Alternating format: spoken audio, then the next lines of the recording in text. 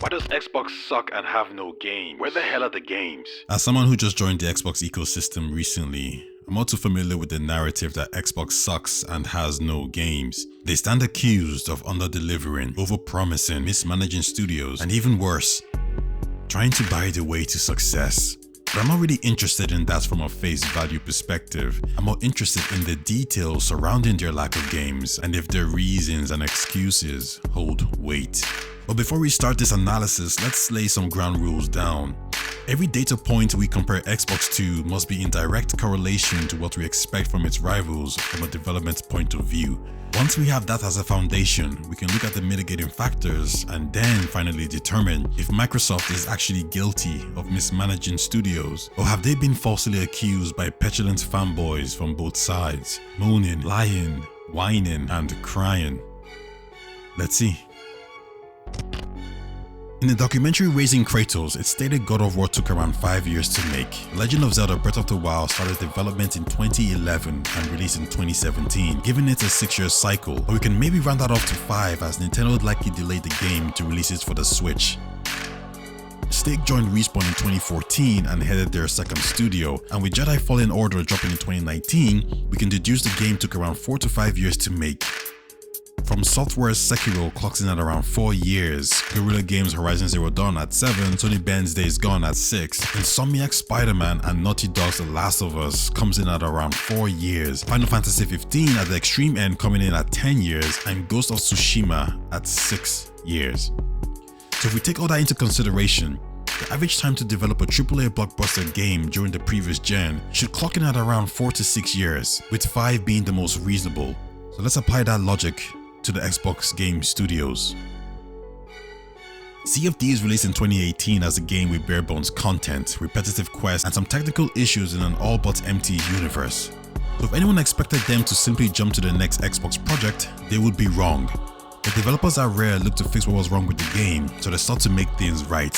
Now you can say that shouldn't excuse them from making a new game within their respected time frame, but that's not how broken or live service games work. It's very rare a company releases a broken or live service game, decides to support said game, and manages to release a sequel shortly thereafter.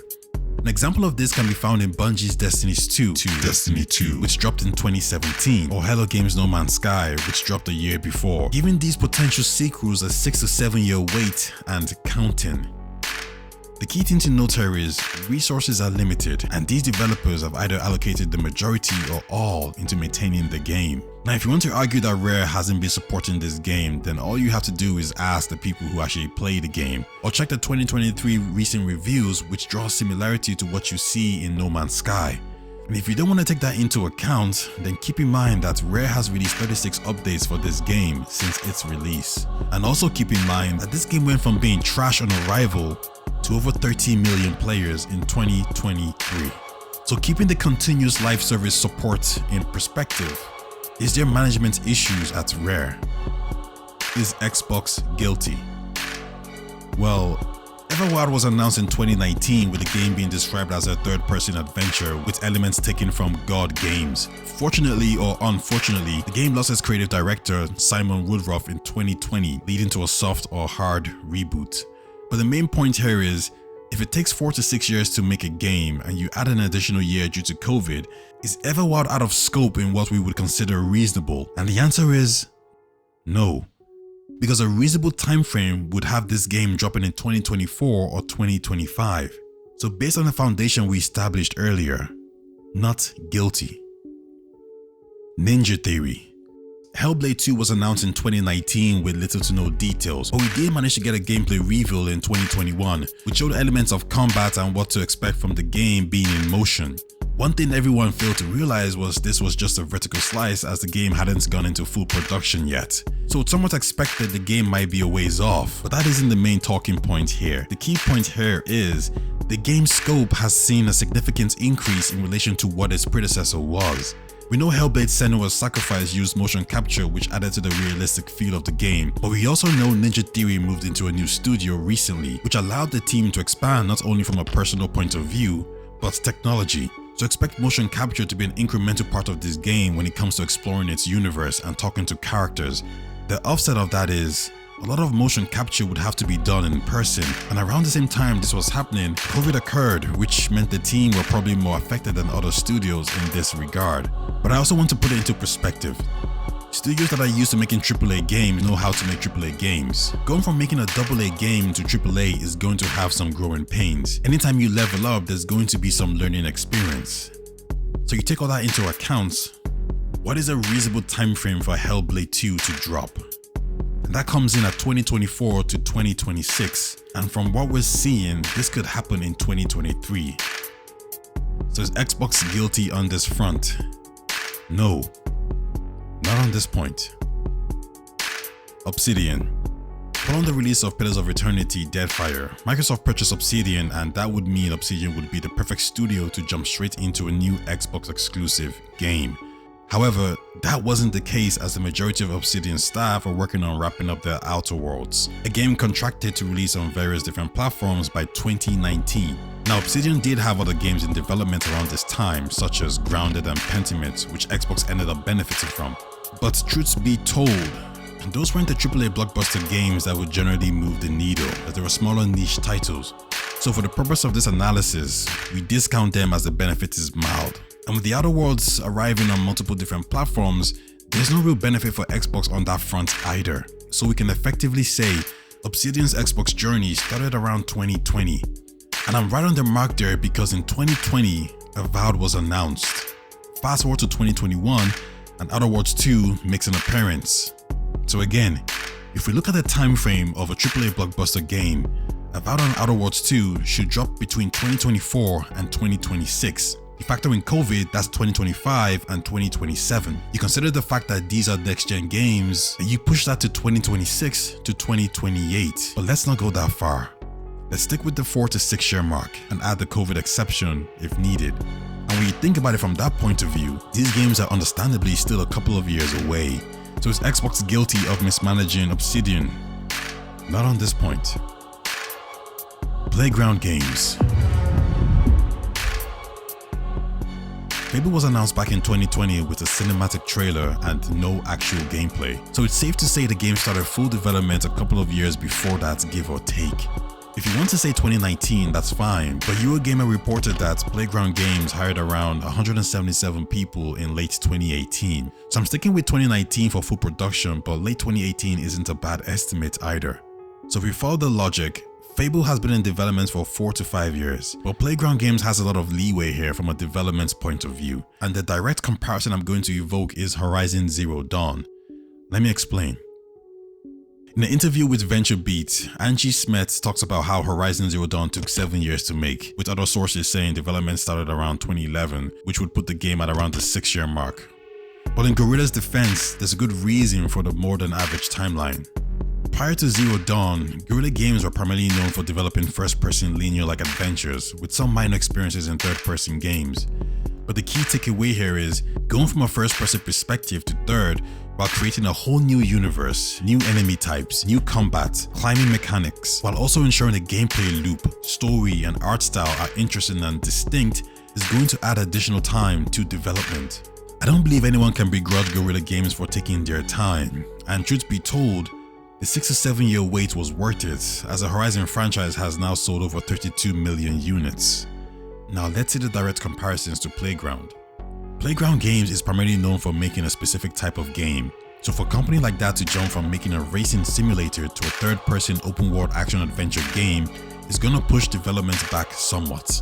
Now also keep in mind that the team is using Forza tech, so like Guerrilla with the Decima engine, they would have to adapt the engine to this new style of gameplay. They would have had to create a brand new universe, new combat mechanics, new climbing mechanics, new cities and towns that can be interacted with, new stories, side characters, RPG mechanics, motion capture, and a dialogue tree. All this in the middle of a pandemic.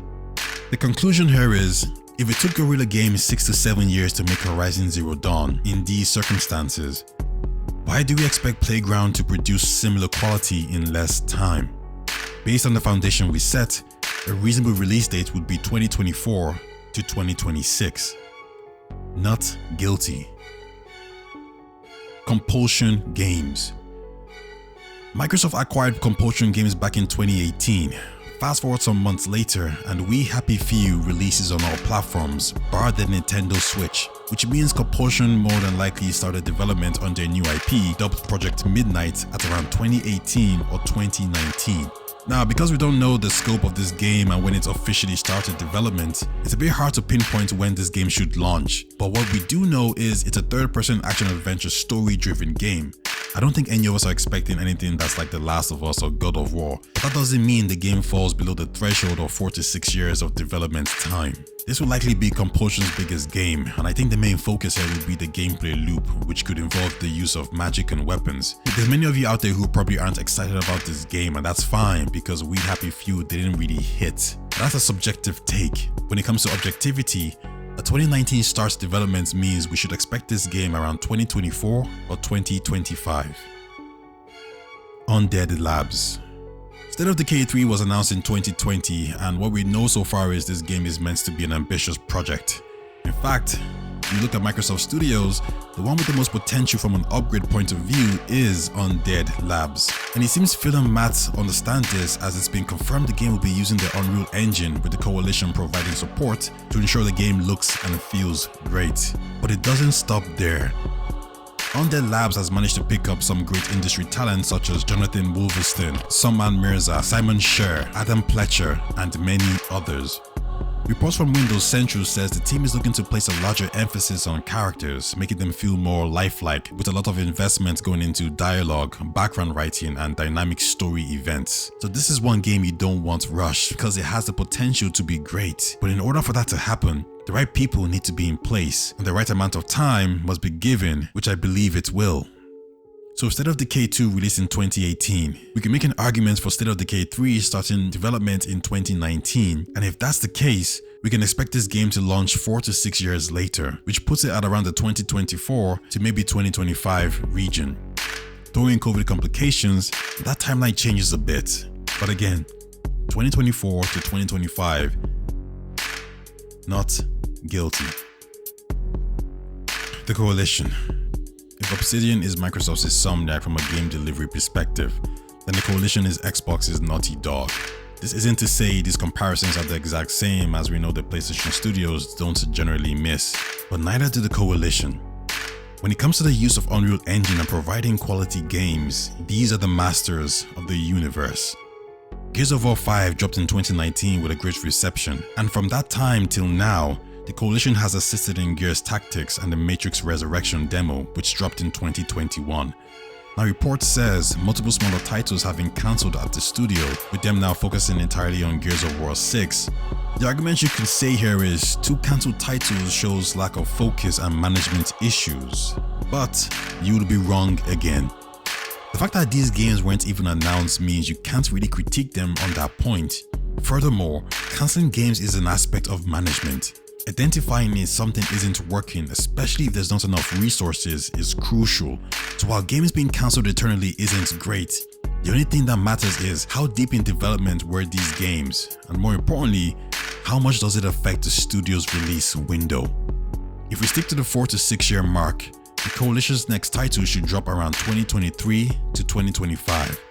So on this front as well, Xbox isn't guilty. The Initiative. Established in 2018, many of you would consider the Initiative to be Xbox's first L of the video.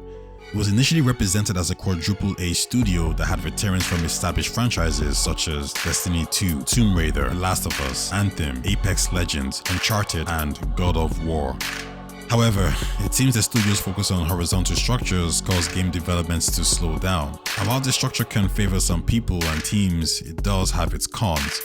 So a switch to a more top-down approach was put in effect, with Daniel Gallagher making all the decisions. This eventually led to a large portion of talents leaving, not because they had issues with the game, but because they had issues with the new management structure. There's no hiding behind this. Xbox takes an L here. But that's always going to happen when you're trying something new. You can't be afraid to shake up studios and make adjustments when it's otherwise needed. So as much as this is an L, it's not important in the grand scheme of things. One thing I want you to make note of is the idea that a studio leveraging Crystal Dynamics support to help them finish a game means Xbox has management issues is false. It seems the initiative was created to be small and flexible, with them providing guidance while other developers or support studios carry the bulk of the lifting. And I'm not making this up, you can see it in the staff numbers if you look it up. The initiative as of 2022 has only 56 employees, the Coalition has 200, Guerrilla Games has 360 as of 2023, Insomniac has 520, and Respawn Entertainment has 315. There's not a lot of triple or quadruple A blockbuster studios that has 50 employees. So the partnership with Crystal Dynamics or any other studio for that matter is perfectly fine. So to round this point up, everything that happened with the Coalition is more or less an L. There's no way to really spin it. But like I said, it's one that isn't important in the grand scheme of things, because at the end of the day, you can expect Perfect Dark from 2024 to maybe 2025. That's really all you care about. Games coming out at a reasonable time frame, and that's not even really considering COVID. So yeah, not guilty. InXile. In 2018, Microsoft purchased InXile, and once again, due to games in development, InXile weren't able to fully focus on the Xbox ecosystem as they dropped The Bard's Tale later that year and Wasteland 3 in 2020 on all platforms. So what do we know about their unannounced title? Not much really. We know it's a next generation RPG with a very ambitious new license, but the focus in this analysis is the date. Wasteland 3 dropped in 2020, so InXile's new project probably started around 2021 or late 2020. And if that's the case, then expect their game to release between 2024 or 2025. There isn't really much to say on this front, as this one is rather clear cut. There's no management issues here. Bethesda. This right here, you could argue, is probably Xbox's biggest L. On the back of it, purchasing Bethesda would normally net you a host of games, but Sony managed to money had their next two exclusives in Deathloop and Ghostwire Tokyo. If you think Microsoft were right to honor the deal, then this is another mitigating factor that actually excuses Xbox. But I'm going to disagree.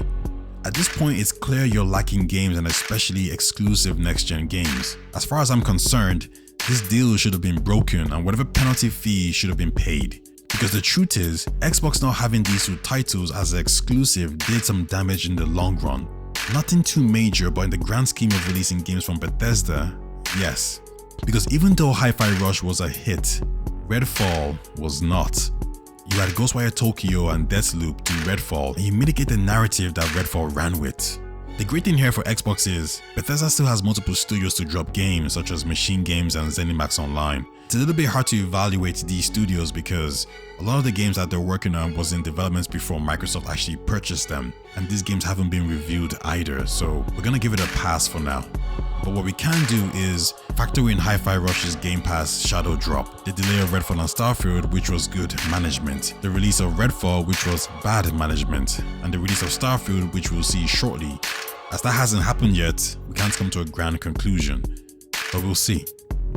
And then we got the honorable mentions such as Turn 10, which dropped Forza 7 in 2017, Motorsport in 2023, Double Fine with Psychonauts 2 in 2021, so expect nothing from them in the near future, and the World's Edge Studio, which has been dropping consistently. There are a few more studios on the Bethesda side I could go in on, but as these guys are probably going to announce games soon, there's no real point. But to conclude, the issue with Xbox isn't mismanaging studios. The issue was purchasing developers that were already locked into games for other publishers and platforms. This was a recurring theme, which meant some of these studios couldn't develop games for Xbox until a later date. Now Bethesda was brought in to alleviate this, and they somewhat did with Hi-Fi Rush and Starfield. But failing to lock down Ghostwire Tokyo and Deathloop hurt Xbox's perception of having games. It didn't help that the exclusive games like Stalker 2 was delayed, but that's not really on them. Now if you want to say Nintendo and Sony still managed to release games during this period, that's a fair point, but you would have to consider the fact that Xbox only had 3 studios around this time in 2013 or so. Add to the fact that they had virtually no pipeline, because at this point it seems like they were bound out of the video game space. They did a 360 and they had to start from scratch. So I understand how they ended up in this position. Most of these games are due soon. I'm talking 2023 and 2024 soon. We'll see.